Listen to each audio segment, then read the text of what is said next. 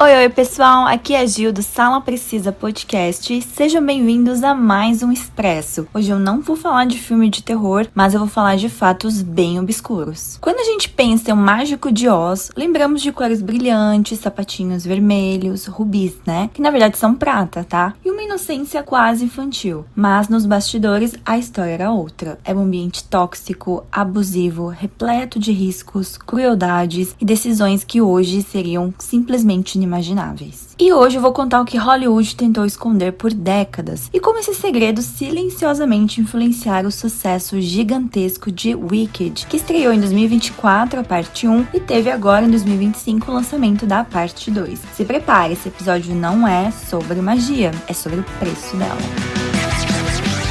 E a nossa querida Dorothy, em O Mágico de Oz, foi interpretado pela atriz Judy Garland, que tinha apenas 16 anos na época. Mas o estúdio queria que ela parecesse ter 12 anos. E durante as gravações, o que acontecia? Ela era proibida de comer literalmente. Gente, a dieta dela era sopa, salada e café. Absurdo. Ela simplesmente era dopada. Sim, ela tinha pílulas para acordar e pílulas para dormir. Trabalhava 18 horas por dia e era controlada nos mínimos detalhes, como peso, postura e a risada. Até a risada, gente. Olha só que absurdo. O estúdio via a Judy como propriedade, não como pessoa, como objeto. E durante as filmagens, ela sofreu assédio, humilhações, agressões verbais, inclusive de diretores, gente. E o sorriso de Dorothy era mantido à base de remédios. E isso marcou pra sempre a vida dela. Eu lembro que quando eu assisti, não sei se vocês já assistiram, o filme é bem antigo, é de 1939, você pensa, mil maravilhas. Depois que você lê os bastidores, como que foi, você olha com outros olhos pra esse filme. O set de Oz tinha um padrão, tudo era improvisado, arriscado, feito sem proteção. Tanto que o ator Bud Ebsen, o Tin Man, o Homem de Lata original, foi intoxicado por alumínio puro em pó. Então os pulmões dele começou a falhar, ele teve que ser internado por semanas. Só que o estúdio, a MGM, não perdeu tempo, substituiu o ator, né, óbvio, e proibiu que ele falasse sobre o que aconteceu. A gente tem a atriz a Margaret Hamilton, que interpretou a bruxa má do Oeste. O estúdio exigia que ela fosse impecável, mesmo usando próteses e maquiagem tóxica verde à base de cobre. Tanto que na cena da fumaça, quando ela desaparece, entre aspas, o mecanismo simplesmente explodiu e ela pegou fogo. Ela teve o rosto queimado, a mão literalmente derretida pelas chamas, sem equipe médica adequada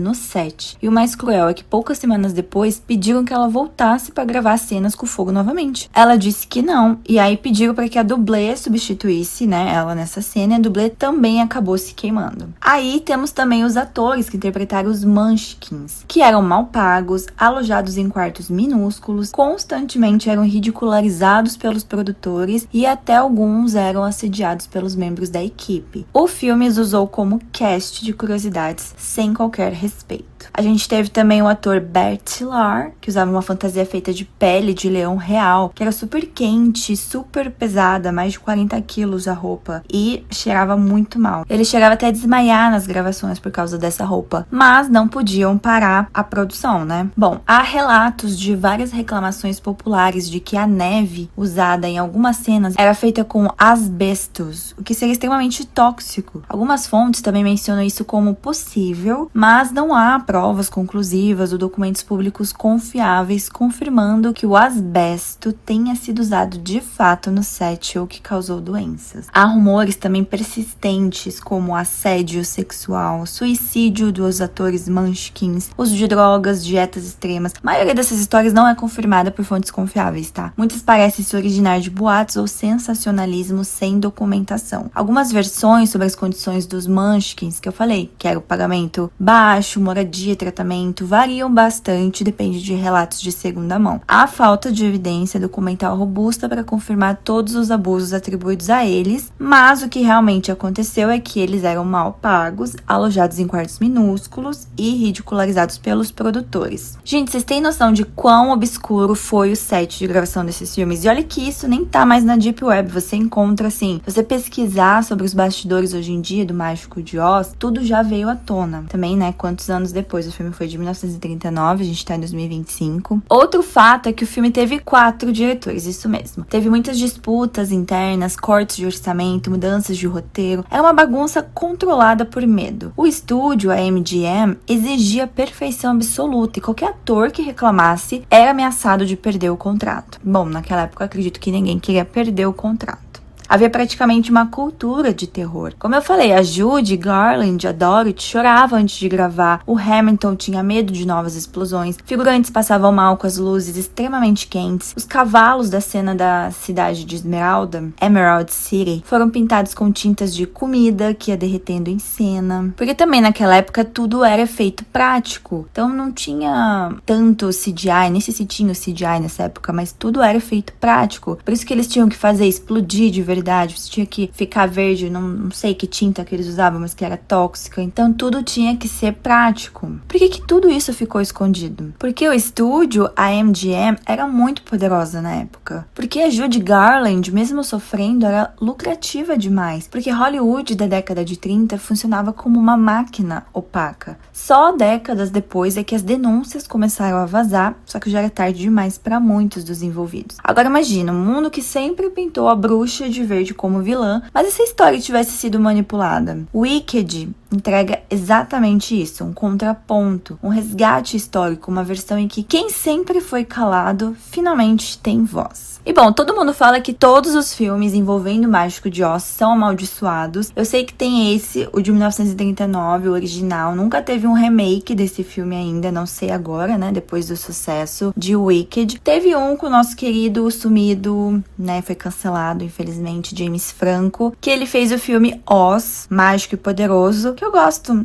gente, desse filme, não sei vocês, todo mundo, sei lá, a crítica não achou muito bom, mas eu gostei, é de 2013. Então, depois de muito tempo sem nada do Mágico de Oz, deve ter tido umas produções independentes que não vieram à tona, com certeza, mas o sucesso mesmo veio em 2024 com o filme Wicked, parte 1, que chegou nos cinemas aí com uma adaptação de um musical da Broadway, estrelado pela Cynthia Erivo, que é a Elphaba, e Ariana Grande como a Glinda. De início, o público e a crítica reagiram com entusiasmo. O filme trouxe cores, emoção, canções poderosas e uma história que reescreve Oz por outro ângulo, dando voz àquela que antes era demonizada. Com a bilheteria nas alturas, aí estimada a mais de 700 milhões globalmente no primeiro filme, virou um fenômeno global. Mas não parou, porque a sequência, Wicked Parte 2, saiu agora em novembro de 2025, que eu ainda não assisti, não me cancelem, vou assistir ainda, calma. Manteve aí o ritmo, né, tá quebrando recordes, consolidando aí o renascimento de Oz como uma franquia potente. E o que a gente acha que vem por aí? Sim, um remake do Mágico de Oz. Provavelmente venha algum dia, não sei, não teve notícias, nada confirmado, mas tem esse boato aí de que vai vir o remake do Mágico de Oz. E nesse novo filme a gente vê os personagens mais complexas, dramas íntimos, conflitos de poder, uma Oz mais contemporânea, crua, emocional. A Elphaba da Cynthia é retratada com profundidade, dúvida, culpa, luta, força. A Glinda, por sua vez, ganha nuances, insegurança, ambição, busca por aceitação, tudo tão humano quanto mágico. E o efeito é, a fantasia se mistura com a realidade. O mundo de Oz, tão cheio de cor, agora carrega sombras visíveis. E com o sucesso de Wicked, a tensão sobre o elenco também disparou, porque, né, já teve todas essas coisas obscuras nos bastidores do Mágico de Oz, então a galera já cria teorias de conspiração também para os bastidores de Wicked. E nesses últimos meses aí circularam nas redes sociais teorias sobre a magreza da Ariana e da Cynthia Erivo, a quem afirma aí que o peso delas estaria preocupantemente baixo. Gente, elas estão duas esqueletos, né? Desculpa a palavra, mas tá bem estranho, bem esquisito, ainda mais com essa onda de padrão de magreza que voltou agora em alta, só que assim, elas dizem que estão saudáveis, nós não sabemos a vida delas, não sei a rotina delas, mas que tá estranho, tá. Não sei se vocês concordam comigo. Tem aí vários vídeos e posts que sugerem a fragilidade visível delas, né? Que seria resultado aí de dietas extremas, pressão estética ou até transtorno alimentar.